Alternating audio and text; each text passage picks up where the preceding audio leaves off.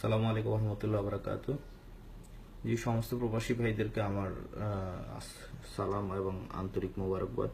আশা করি সবাই ভালো আছেন আপনারা, এবং ইনশাল্লাহ আল্লাহ যেন আপনাদের সবাইকে ভালো রাখুক, এই দোয়া করি। তো আমি ছোট দুই তিনটি কথা বলতে চাচ্ছি যে অ্যামনেস্টি আসতেছে সাধারণ ক্ষমা 90 দিনের, আগামী 29 তারিখ থেকে 3 মাসের জন্য।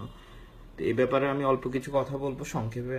সেটা হচ্ছে যে যারা আপনার অবৈধভাবে আছে, ইকামা অবৈধ হয়ে গেছে, অথবা যারা উমরায় এসে হজে এসে রয়ে গেছে, তাদের প্রতি প্রথমে আমাদের অনুরোধ থাকবে যে অবশ্যই আপনারা এই সুযোগটা কাজে লাগাবেন। অবশ্যই আপনারা এখানে সুযোগটা হচ্ছে যে যাদের অবৈধ ইকামা বা আপনার যারা অবৈধভাবে এখানে আছেন, যে কোনোভাবে সে অবৈধ হয়েছে, হোয়াট এভার ইট ইজ, তো আপনার সে দেশে যেতে পারবে, আপনার কোনো রকম জেল জরিমানা ছাড়া সেই দেশে চলে যেতে পারবে।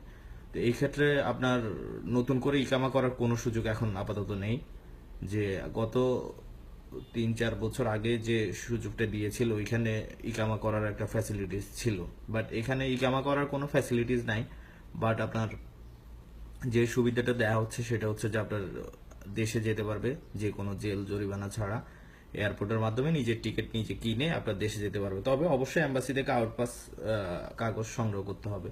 তো এই ক্ষেত্রে অনেকে জানতে চাচ্ছে আমাদের ইনবক্সে যে যদি আমরা, যাদের হুরুপ আছে তারা যদি দেশে চলে যায়, তারা কি আবার ফিডব্যাক করতে পারবে, রিটার্ন ব্যাক করতে পারবে কিনা এখানে সৌদি আরবে নতুন ভিসা নিয়ে।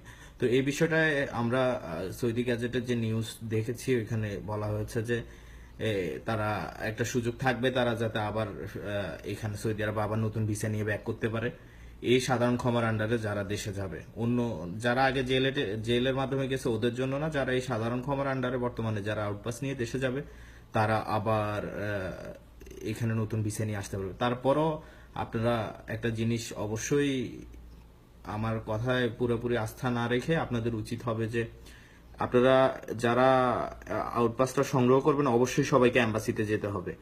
বাংলাদেশ এম্বাসিতে যখন যাবেন তাদের কাছ থেকে আপনারা কনফার্মেশন আনসারটা নিয়ে নেবেন যে আমরা যদি এখন চলে যাই এভাবে, তাহলে আমরা নতুন ভিসা নিয়ে আসতে পারবো কিনা।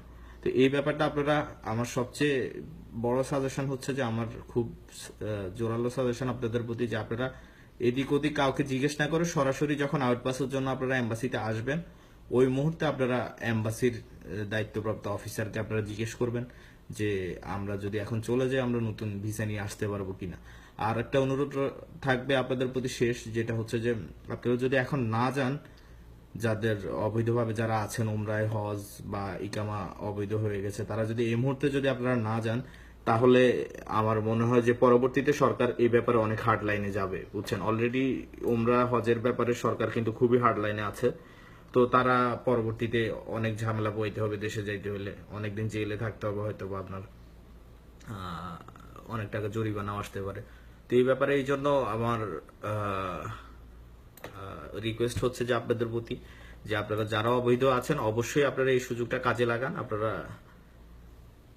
এটাই আপনাদের জন্য ভালো হবে।